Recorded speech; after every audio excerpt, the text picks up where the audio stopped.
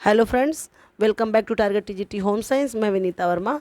आइए हम अपनी क्लास को कंटिन्यू करते हैं। जैसे कि कल स्टार्ट किए थे हम अपनी BPSC special class, topic to topic start करते हैं।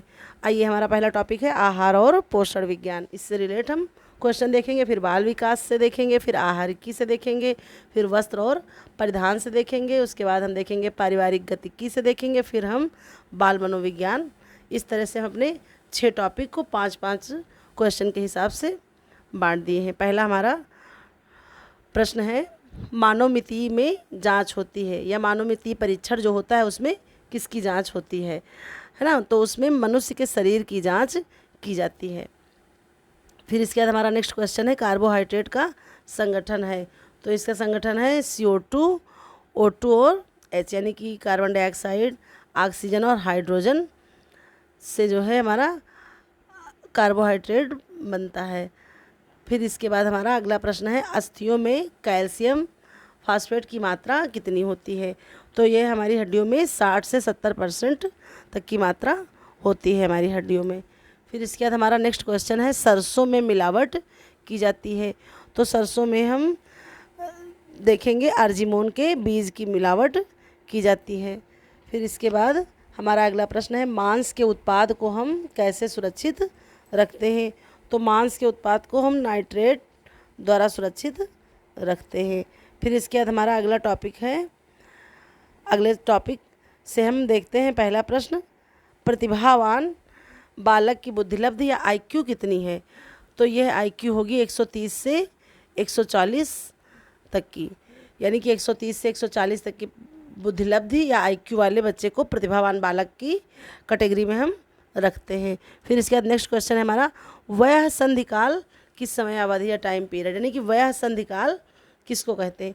तो यह हमारी वयः संधिकाल बाल्यावस्था व किशोरावस्था के बीच का जो समय होता है उसको वयः संधिकाल कहते हैं। यानी कि जब 6 से 12 वर्ष तक की होती है हमारी बाल्यावस्था, फिर 12 वर्ष से 18 वर्ष तक की हमारी होती है किशोरावस्था। तो जब 12 वर्ष की अवस्था जब समाप्त होती है और 13वां वर्ष की अवस्था शुरुआत होती है, तो उसके बीच का जो टाइम पीरियड होता है उसको वह संधिकाल कहते हैं। फिर इसके बाद हमारा नेक्स्ट क्वेश्चन है, MPPI का संबंध किससे है या MPPI टेस्ट कब करते हैं? तो यह व्यक्तित्व से संबंधित है, व्यक्तित्व परीक्षण के लिए इस टेस्ट को किया जाता है। फिर हमारा नेक्स्ट क्वेश्चन है, ZPD या इसको कहते हैं समीपस्थ विकास का सिद्धांत किसने दिया? तो ये हमारे लेव वागेस्की महोदय ने दिया। फिर हम नेक्स्ट क्वेश्चन देखते हैं, संपूर्ण बनाम निराशा का संप्रत्यय।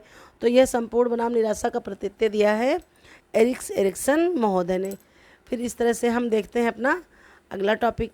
पहला क्वेश्चन है हमारा, लोहे के अवशोषण में बाधक है, या हम कह सकते हैं जो भी हमारे शरीर में हम लोहा अवशोषित करते हैं, जो भी ऐसे खाद्य पदार्थ खाते हैं आयरन लेने के लिए, तो जब आयरन या लोहा जब अवशोषण होता है तो उसमें क्या बाधा करता है? तो यह ऑक्सलेट बाधा करता है, और यह पालक में बहुत ही यातायात मात्रा में मौजूद होता है। इसीलिए पालक के सेवन से लोग बचते हैं, क्योंकि यह लोहे के पालक में तो पाया जाता है आयरन, लेकिन इसमें ऑक्सलेट होने की वजह से यह लोहे के अवशोषण में बाधा उत्पन्न करता है।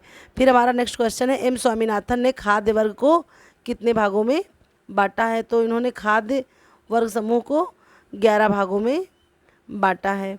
फिर इसके बाद हमारा नेक्स्ट क्वेश्चन है, हीमोग्लोबिन का निर्माण होता है। तो हीमोग्लोबिन का निर्माण हमारा लौह तत्व व फोलिक एसिड से होता है। फोलिक एसिड मतलब विटामिन B9, जिससे कि मेगलोब्लास्टिक एनीमिया होती है। और इसी के साथ हमने कई बार आपको एनीमिया पढ़ाया हुआ है कि एनीमिया 2 टाइप का होता है, एक B9 व B12 से। B9 से मेगलोब्लास्टिक एनीमिया, B12 से पैरालिसिस एनीमिया होता है। फिर हमारा नेक्स्ट क्वेश्चन है, एक पोषण विशेषज्ञ की भूमिका क्या है? यानी कि पोषण विशेषज्ञ हमारे स्वास्थ्य में क्या भूमिका या स्वास्थ्य सुधार में क्या भूमिका निभाता है? तो यह क्या करेगा? रोगी के स्वास्थ्य को बढ़ाना, ये उनकी भूमिका हो जाएगी प्रमुख।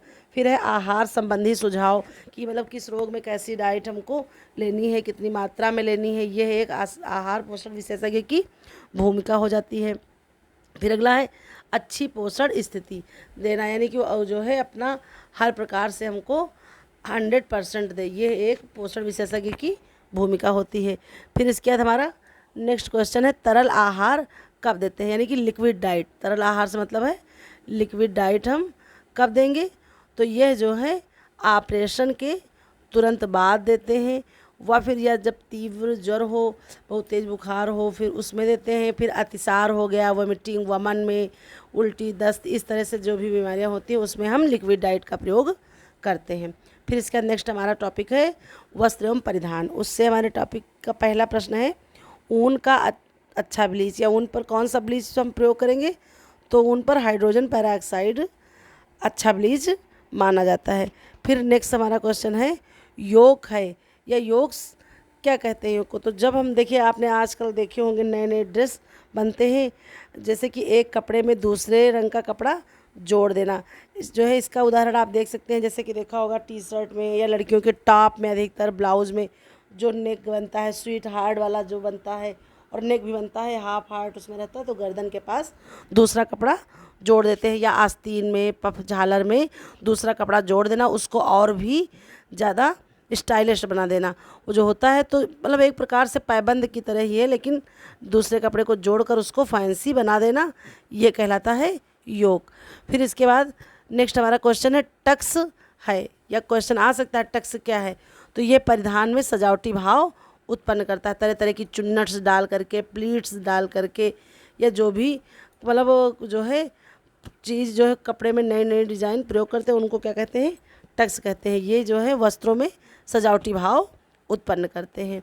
फिर हमारा नेक्स्ट क्वेश्चन है जैकार्ड बुनाई से बनाते हैं। जैकार्ड एक विशेष प्रकार का जो है करघा है, उससे ब्रोकेड के वस्त्र बनाए जाते हैं, डेमार्क्स बनता है और टपेस्ट्री वस्त्र भी बनाया जाता है। ऐसा जो है जैकार्ड बुनाई से ये वस्त्र बनते हैं। फिर नेक्स्ट हमारा आहार की टॉपिक है, उसका पहला प्रश्न है प्रोटीन फाइबर में जो है कौन सी डाई प्रयोग करते हैं? या प्रोटीन फाइबर जो होते हैं प्रोटीन युक्त रेसे होते हैं, या उनको प्राणिज युक्त रेसे कह सकते हैं, उनमें जो है कौन सी डाई या कौन सा रंग का प्रयोग करते हैं?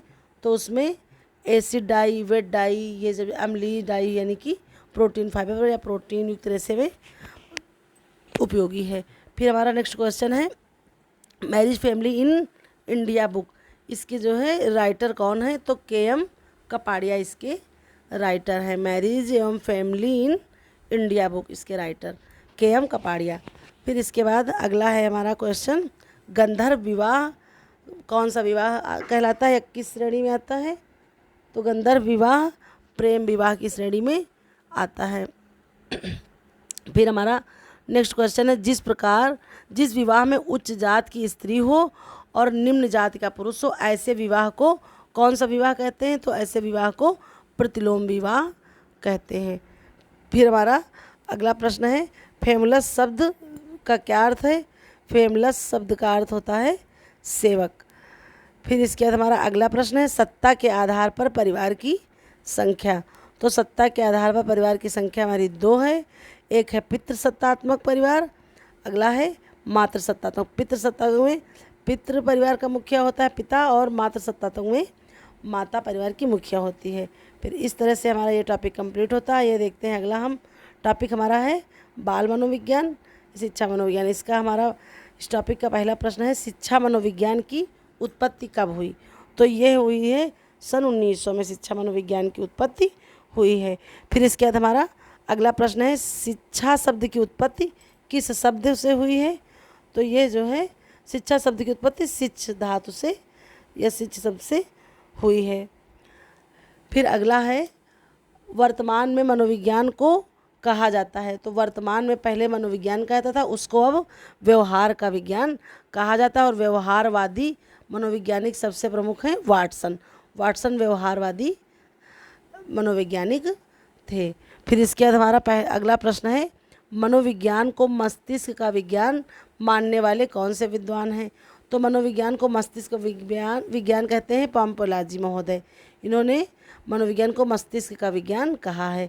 फिर इसके बाद हमारा अगला टॉपिक है आज की सीरीज, अगला प्रश्न है आज की सीरीज का आखिरी प्रश्न शिक्षा मनोविज्ञान की प्रकृति है। तो शिक्षा मनोविज्ञान की कैसी प्रकृति है? तो यह प्रकृति वैज्ञानिक प्रकृति कहलाती है। इस तरह से हमारे आज की सारी श्रृंखला या क्वेश्चन की सीरीज समाप्त होती है। Thank you for watching. मिलते हैं नेक्स्ट वीडियो में इसी तरह से टॉपिक टू टॉपिक क्वेश्चन लेकर जो भी सुझाव होंगे या जो भी आपको टॉपिक पढ़ना हो या किसी क्वेश्चन में कोई भी डाउट होगा तो आप हमको कमेंट के माध्यम से बताइएगा। Thank you for watching.